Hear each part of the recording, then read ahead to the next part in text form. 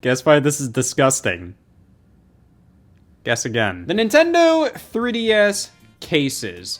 I always really liked these when these first originally came out. They just have a cool, unique vibe to them. They kind of mix some of my favorite elements of the DS cases, the Wii cases, the Wii U cases, which would come out later. The thin white design was always kind of satisfying to open up, actually, which is just kind of weird to comment on, but still, I really like how these feel, but specifically, the spine here always looked great with a bunch of games lined up. You have the 3DS logo, a little icon for the game, which would appear on the menu when you pop the game in, which is really cool. The game name, which they would oftentimes kind of mix this up between standard fonts, just really generic looking ones, and more stylized game logos. I never really understood why they would choose for some game spines to have just the most generic ass fonts possible, while others would have like the actual game logos,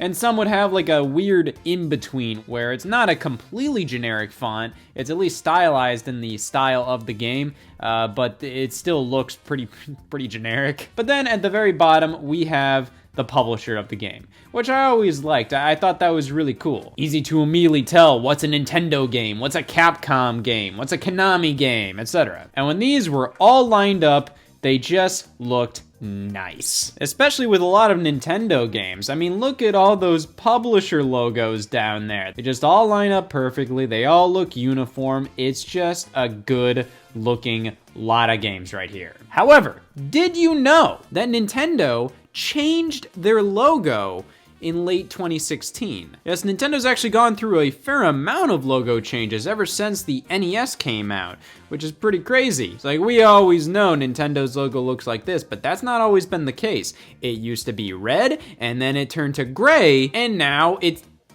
this. Yeah, so Nintendo's logo hasn't really changed outside of the color they've used. Nowadays, their logo is always on a red background, and it's white. I mean, it looks nice, you can't deny that, though it's just a strange thing to have that be the official Nintendo logo from here on out. I don't really understand that. Like, you go to the Wikipedia page for Nintendo, and the official company logo is a block of red and the white Nintendo logo on it. Why not just have the official logo be, you know, red?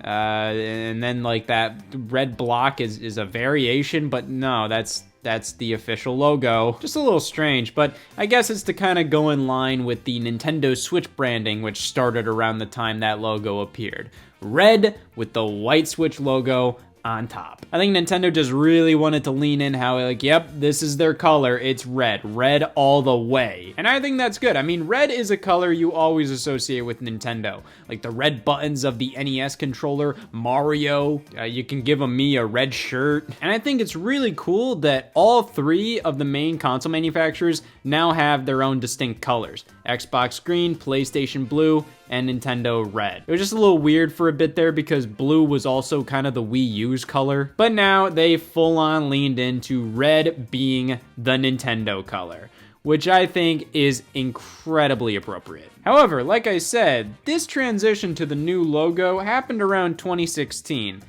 and the 3DS was still going on around that time. This right here is the old Nintendo logo, indicative of like the Wii era. So, from there on out, something had to change. That something was my will to live. Yeah, this is one of the most annoying things I think Nintendo has done from a case design perspective on the 3DS.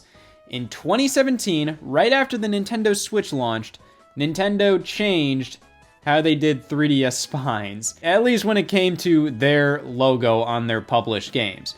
Instead of being a gray logo on the very bottom here, it is now on a red background and to the side. I'm about to scream. This is just really strange to me. It's kind of like a mishmash between the 3DS case and the Nintendo Switch cases. So these have a similar deal where the Nintendo logo on their published titles is in this orientation on the very bottom on a red background. The difference is, the red background is on the entire spine. So it's like, yeah, no shit it looks like this. It was designed around this. It's like cutting this out and putting it on the 3DS games. It just looks really off. I don't know. You change what you've been doing for the entire first half of the generation to just do a complete 180. It just doesn't match. It looks strange, especially when you have these all in alphabetical order. It constantly flip-flops between these giant red boxes and just an actual goddamn design. And then on top of that, we have one of the lamer marketing decisions Nintendo made, which was to put Mario games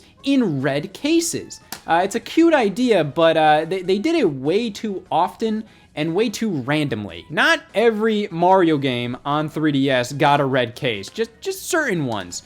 And it was really random. Mario Sports Superstars, yeah, that didn't get a red case. Here's my main problem with this all, is that we started the 3DS generation with so much hope for just a cool looking game case to buy a bunch of, you know? The first few years of being a 3DS owner and lining up all those cases on the shelf, it felt so satisfying. It looked so good. And then when the Nintendo Switch got announced and around that time Nintendo's logo changed, like, I think we were all, one, expecting the 3DS to die pretty soon after, and two, for that logo to not affect the goddamn spines on the case. But no, the 3DS survived for a couple more years after this logo change. I mean, pretty much like a third of the 3DS's life was under this logo. And there's some damn cool games that came out after the Nintendo Switch launched. I mean, you have Metroid Samus Returns, Mario & Luigi Superstar Saga, plus Bowser's Minions, the Luigi's Mansion remake, Ever Oasis.